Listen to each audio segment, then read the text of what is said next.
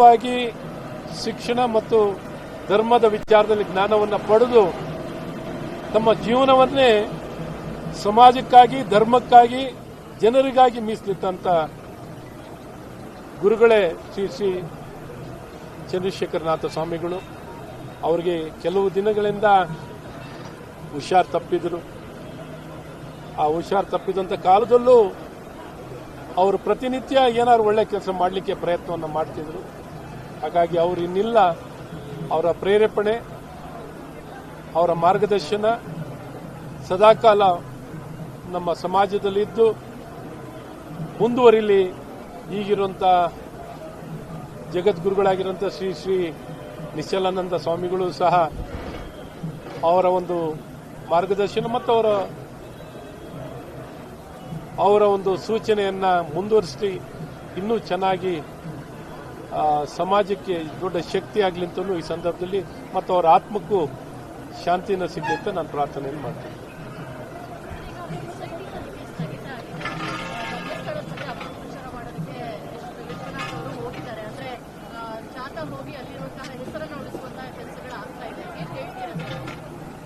ನೋಡಿ, SIT ತನಿಖೆ ಬಗ್ಗೆ ಯಾರು ಅದನ್ನ ಪ್ರಶ್ನೆ ಮಾಡ್ತಿಲ್ಲ. SITಯನ್ನ ಎಲ್ಲರೂ ಸ್ವಾಗತಿಸಿದ್ದಾರೆ. ಯಾಕೆಂದ್ರೆ ಅಪವಾದ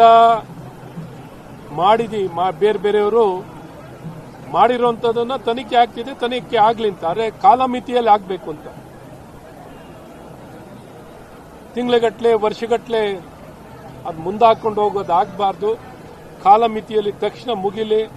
ನೀವೇ ನೋಡ್ತಾ ಇದ್ದೀರಾ ಯಾವ ರೀತಿಯಲ್ಲಿ ಅನಾಮಿಕ ವ್ಯಕ್ತಿ ಯಾವ ರೀತಿ ಅವನು ನಿರ್ಮಾಣ ಮಾಡಿರುವಂತ ಪರಿಸ್ಥಿತಿಯ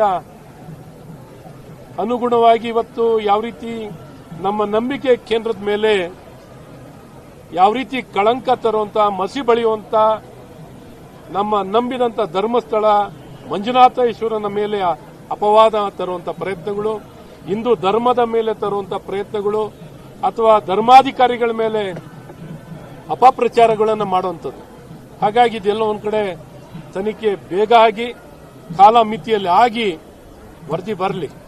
ಇವತ್ತು ಸನ್ಮಾನ್ಯ ವಿಶ್ವನಾಥ್ ಅವರು, ಇತರ ನಾಯಕರುಗಳು ಎಲ್ಲರೂ ಹೋಗಿರುವಂಥದ್ದು ಅವರ ಭಕ್ತಿ ಮತ್ತು ಗೌರವವನ್ನು ಮಂಜುನಾಥನ ಮೇಲೆ ತಮ್ಮ ಭಕ್ತಿಯನ್ನು ತೋರ್ಲಿಕ್ಕೆ ಹೋಗಿದ್ದಾರೆ ಹೊರತು ಬೇರೆ ಇನ್ನೇನು ನಮ್ಮಲ್ಲಿ ಹಸ್ತಕ್ಷೇಪ ಇಲ್ಲ. ಧರ್ಮಾಧಿಕಾರಿಗಳಿಗೆ ಮತ್ತು ಮಂಜುನಾಥನಿಗೆ ಗೌರವ ಸೂಚಿಸಲಿಕ್ಕೆ ಹೋಗಿರೋದೇ ಹೊರತು ಬೇರೆ ಇನ್ಯಾವ ನಮ್ಮ ರಾಜಕೀಯ ಅಥವಾ ಇನ್ಯಾವುದೇ ದುರುದ್ದೇಶ ಇಲ್ಲ ಅನ್ನೋಂಥದ್ದನ್ನ ಬಹಳ ಸ್ಪಷ್ಟವಾಗಿ, ಯಾಕೆಂದ್ರೆ ಯಾವುದೇ ಇಲ್ಲಿ ನಾವು ಮಾತಾಡೋಕೆ ಬರೋ ತಪ್ಪಾಗುತ್ತೆ ಈ ಸಂದರ್ಭದಲ್ಲಿ.